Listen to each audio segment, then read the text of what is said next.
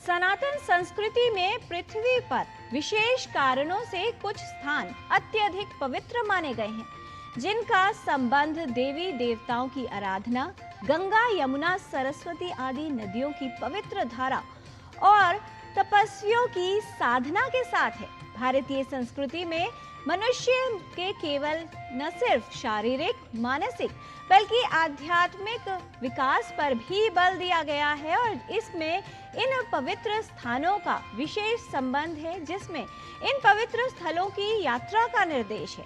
किस प्रकार से तीर्थ हमारे जीवन में परिवर्तन लाते हैं और तीर्थ का क्या महत्व है हमारी संस्कृति के लिए, हमारे जीवन के लिए, आइए देख लेते हैं इस विशेष रिपोर्ट के माध्यम से, जिसे बनाया है हमारी सहयोगिनी लता वशिष्ठ ने।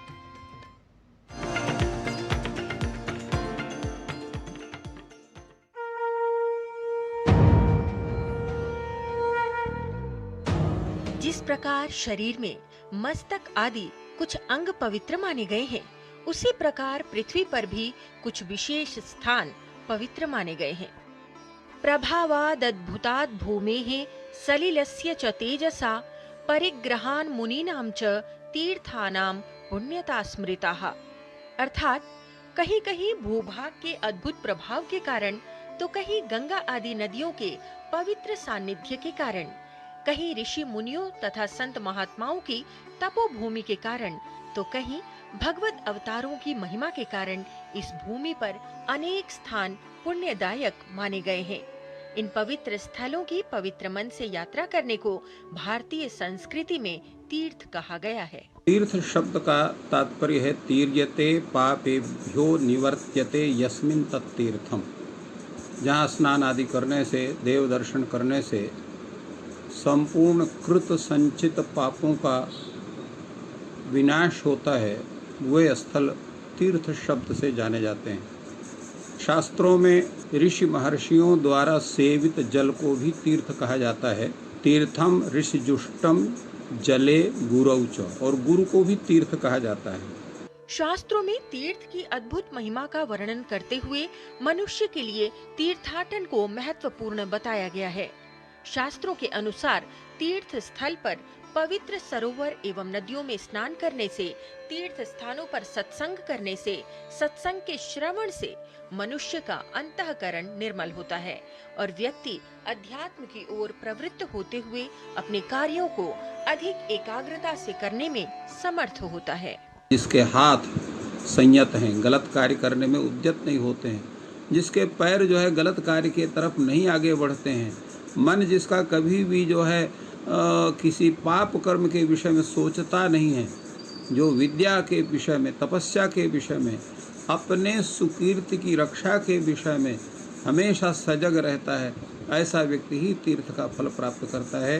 तीर्थाटन के लिए तन के साथ मन की पवित्रता, भक्ति भाव, दया और परोपकार की भावना को शास्त्रों में महत्वपूर्ण बताया गया है।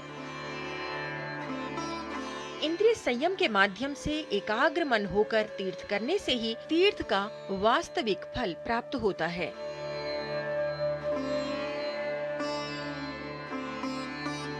तीर्थ में जाने के लिए शुद्ध भाव होना जरूरी है। काम है, क्रोध है, लोभ है, मोह है, मद मत्सर, ये जो षड विकार हैं, इनको हम पकड़ करके अपने साथ में ले करके अगर हम तीर्थ यात्रा करते हैं तो तीर्थ का फल प्राप्त हमें नहीं होगा। शास्त्रों में 6 प्रकार के तीर्थ बताए गए हैं: भक्त तीर्थ, गुरु तीर्थ, माता तीर्थ, पिता तीर्थ, पति तीर्थ और पत्नी तीर्थ। भगवान के प्रिय भक्त स्वयं तीर्थ बताए गए हैं। पुराणों के अनुसार शिष्यों के लिए गुरु ही परम तीर्थ बताए गए हैं।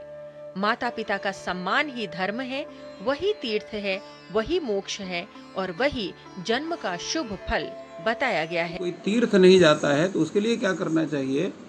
तो उसके लिए बड़ा सुंदर उपाय हमारे शास्त्रों ने कहा है कि सत्यम तीर्थम, क्षमा तीर्थम, तीर्थमिंद्रिय निग्रह, सर्वभूत दया तीर्थम, तीर्थम आर्जवमेव च।